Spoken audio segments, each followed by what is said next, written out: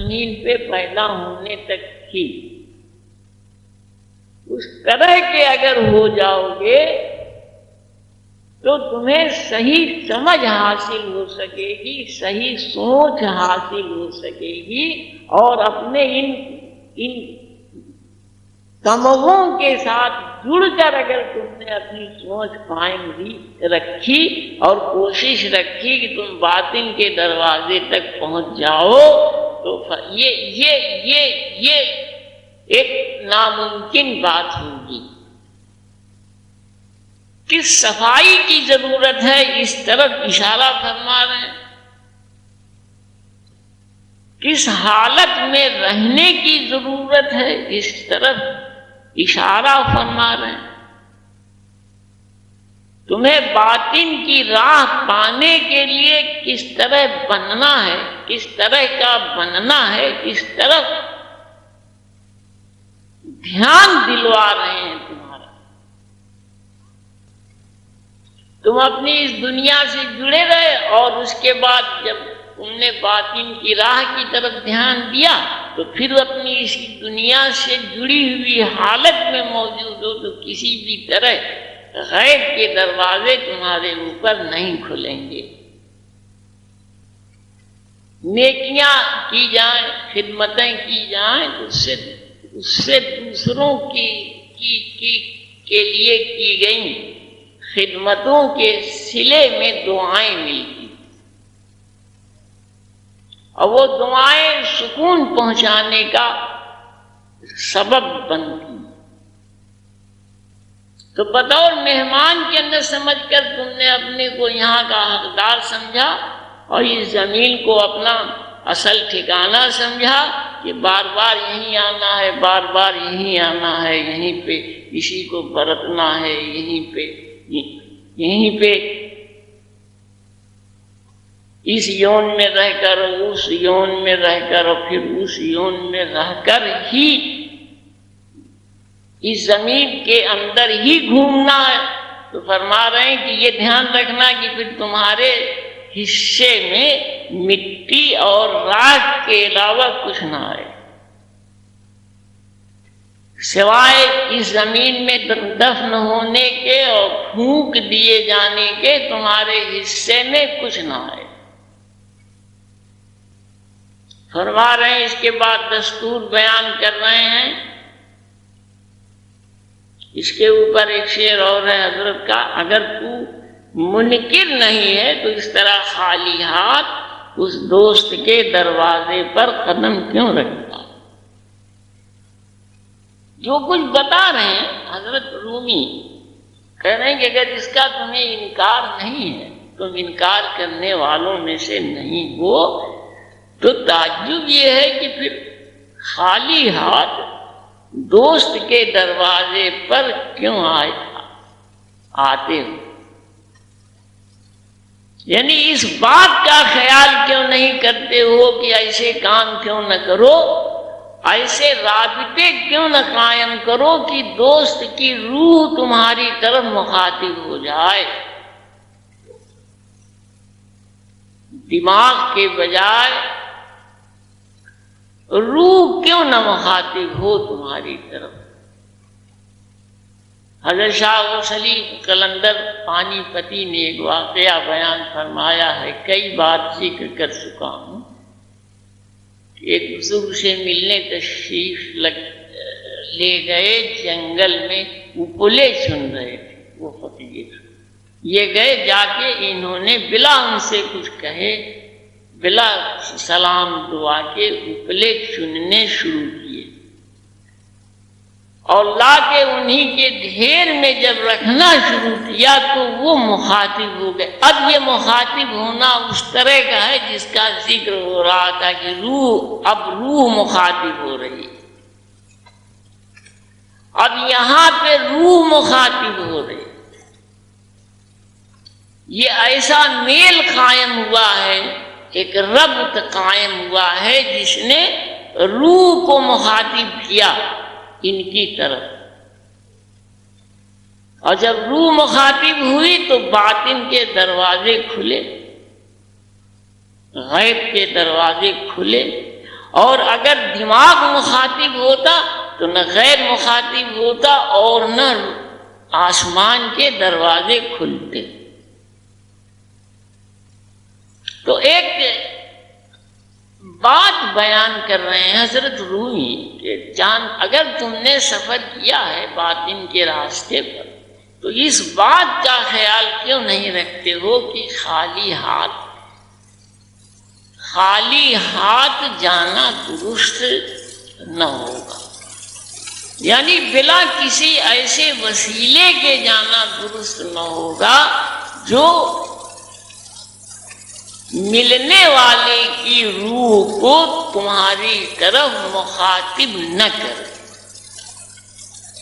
روح کو مخاطب نہ کرے۔ خسرو رین سہاگ کی جاگی پی کے سنگ اور تن میرا من پیو کا، دونوں ایک ہی رنگ۔ اسی مضمون کو حضرت امیر خسرو نے اپنے انداز سے بیان کرنا ہے۔ خسرو رین سہاگ کی جاگی پی کے سنگ تن میرا من پیو کا، دونوں ایک ہی رنگ۔ روح سے روح جڑی ہوئی ہے، آسمان مخاطب ہے، غیر مخاطب ہے، آسمان کے فرشتے مخاطب ہیں، آسمان کی بزرگ روحیں مخاطب ہیں، کل کائنات کے اصحاب تکوین اس کی طرف مخاطب ہیں۔ اس کے بعد والے شعر میں فرما رہے ہیں کہ سونے اور کھانے میں تھوڑی سی کمی کر، اس کی ملاقات کے لیے سوغات لے جا۔ سونے اور کھانے میں تھوڑی سی کمی کر، کھانا اتنا جس سے زندگی قائم رہ سکے اور سونا اتنا جس سے خشکی نہ پیدا ہو۔ لگاتار نیند کا نہ آنا خشکی پیدا کرنے کا سبب بنتا ہے،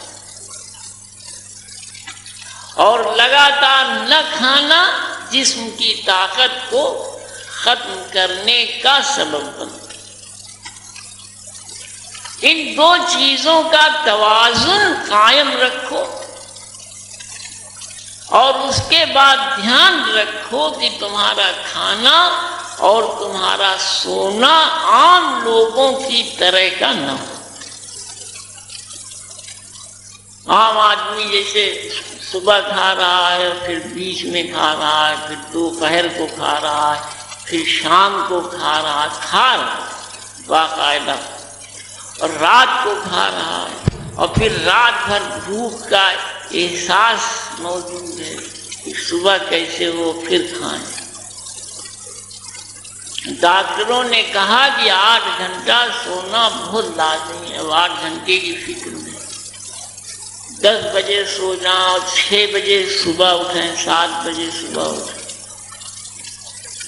تو رات کے وہ لمحے، رات کے وہ اوقات ہاتھ سے نکل گئے جن وقتوں میں غیب کے دروازے کھلتے ہیں،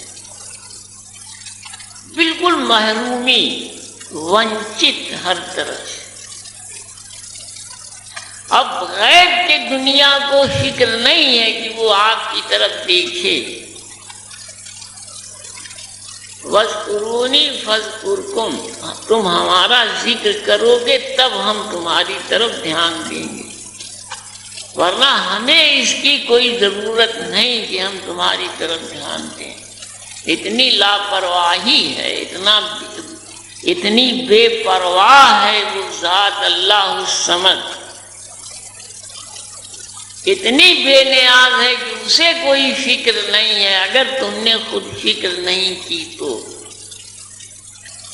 تم نے اپنی صرف صحت کا دھیان دیا، اپنی تندرستی دیکھی، اپنے ہاتھ پاؤں دیکھے، صبح بھی اٹھے تو گھنٹہ 2 گھنٹہ تک وقت اپنا خراب کیا نہانے دھونے میں، تیل صابن میں،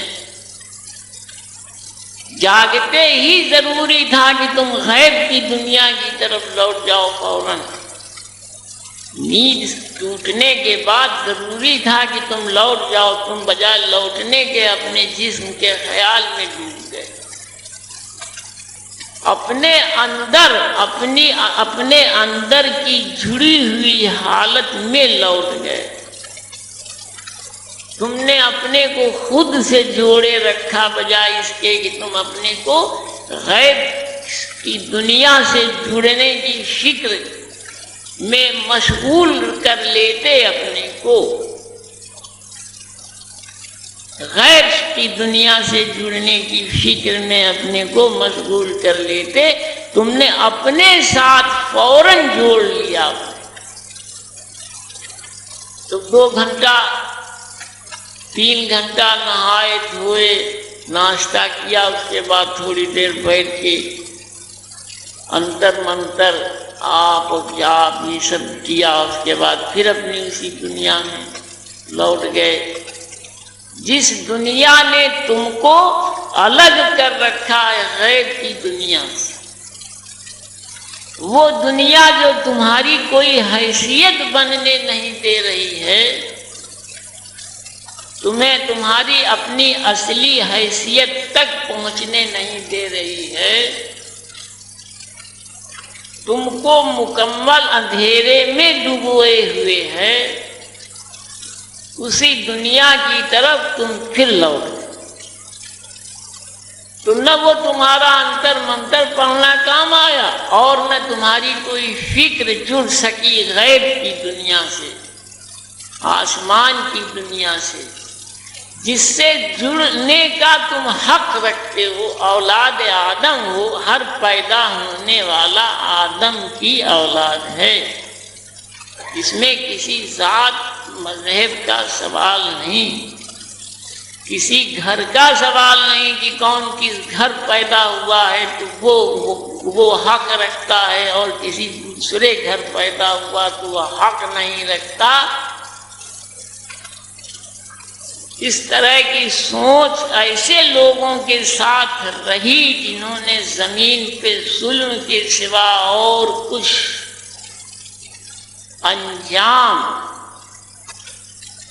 آج تک تاریخ گواہ ہے کہ نہیں دیا۔ آدمی کو آدمی سمجھ کر کوئی خدمت نہیں کی، اپنا کٹمب دیکھا، اپنا پریوار دیکھا، اپنے لوگ دیکھے، اپنا پیٹ بھرا، راحت نہیں پہنچائی۔ ساتھ جینے والوں کو پوچھا جا رہا ہے یہاں سے جانے کے بعد قیامت کے میدان میں کہ تم نے سکھ پہنچایا ہے کہ دکھ پہنچایا۔ آدم کی اولاد چاہے جس گھر میں پیدا ہوئی ہو حق رکھتی ہے اپنے باپ کی موروثی جائیداد پانے کی، اگر اس نے دھیان دیا تو فرما رہے ہیں کہ اس کے لیے ترکیب یہ ہے کہ بھائی سونے میں اور کھانے میں دھیان رکھنا کہ وہ عام دنیا میں لوگوں کی طرح سے نہ ہو، وہ عام دنیا میں لوگوں کی طرح سے نہ ہو بلکہ خاص قسم کی ہو، جیسے کہ اس باطن کی راہ میں سفر کرنے والوں کے ساتھ جڑی ہوئی موجود ملتی ہے۔ سونے میں کم نیند والا بن جا، صبح کے وقت توبہ کرنے والوں میں سے ہو جا۔ رات کے حصوں میں خیال رکھو، جب غیب کے دروازے کھلتے ہیں تو تمہارا باطن جاگ رہا ہو اور مخاطب ہو غیب سے۔ صبح کے وقت لوٹ جاؤ، توبہ کرنے کا مطلب لوٹ جانا، اس آسمانی ذات خداوندی سے جڑنے کی طرف فوراً لوٹ جاؤ۔ جو وقت تمہارا سونے کی غفلت میں گزرا ہے، تم نہ موت کی حالت میں رہے ہو نہ زندگی کی حالت میں رہے ہو، اس حالت سے نکل جاؤ فوراً واپس، اور غیر سے جڑنے کی زندگی پانے کی فکر میں لگ جاؤ صبح کے وقت۔ کل بات ہو رہی تھی کہ صبح کا وقت کسے سمجھا جائے۔ لوگوں کا فیصلہ تھا کہ 3 بجے رات کے بعد صبح کا وقت ہونا، صبح کا وقت ہونا لوگ سوچتے ہیں۔ ایک تو اس بات کا دھیان رکھا جائے، اور کچھ لوگوں کی نگاہ میں 1 بجے رات کے بعد ہی سے یہ وقت شروع ہوتا ہے۔ تیسرا گروہ ہے جس کے یہاں پوری رات کی جاگنے کا وقت غیب کی دنیا کے لیے موجود ملتا۔ اب یہ اپنی اپنی حیثیت کی بات ہے، اپنی برداشت کی بات ہے کہ پوری رات جاگا تو دن کے وقتوں میں تھوڑی دیر آرام کر لینے کے بعد وہ خشکی اتر گئی، دور ہو گئی، جو پیدا ہوئی تھی رات کے جاگنے سے وہ دور ہو گئی۔ ماں کے پیٹ کے بچہ کی طرح تھوڑی سی حرکت کر تاکہ تجھے نور دیکھنے والے حواس عطا کر دیں۔ جب تو وہ دور دیکھنے والے حواس حاصل کر لے گا، 7ویں آسمان پر قدم رکھے گا۔ ماں کے پیٹ کا ذکر کر رہے ہیں، بچہ روح کی اصلی حالت میں موجود ہے، پوری طرح سے جڑاؤ قائم ہے آسمان سے۔ اس کی حرکت سانس کے آنے جانے کے سلسلے سے قائم ہے۔ اسی سانس کے آنے جانے کے سلسلے کو قائم رکھو۔ ذکر کرنے بیٹھو، ذکر خفی، خاموش ذکر کرنے بیٹھو تو اس حالت میں پہنچ جاؤ جیسے کہ تم ماں کے پیٹ میں تھے۔ اپنی آنے جانے والی سانس کا بھی خیال کرو، اور کوشش کرو اس حالت میں پہنچ جاؤ کہ تمہارے ذہن میں، تمہارے دل دماغ میں کوئی بات دنیا کی نہ گونج رہی ہو۔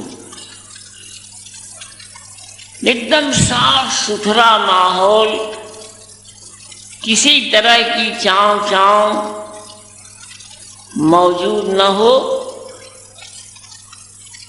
تمہاری فکر صرف آسمان سے جڑی ہوئی ہو، غیب سے جڑی ہوئی ہو، تم اپنی سانس پہ دھیان دیے ہو اور قلب پہ دھیان دیے ہو اور روح پہ دھیان دیے ہوئی حالت میں موجود ہو۔ اپنے سانس پہ دھیان دیے ہوئے حالت میں، اپنے قلب پہ دھیان دیے ہوئے حالت میں اور اپنی روح پہ دھیان دیے ہوئے حالت میں موجود ہو۔ اس کے سوا اور کچھ موجود نہ ہو تمہارے ساتھ۔ اگر اس حالت کو پہنچ گئے تو تمہیں نور دیکھنے والے حواس عطا کر دیے جائیں گے۔ کان سے سننا، آنکھ سے دیکھنا، ذائقہ چکھنا، زبان کا کام،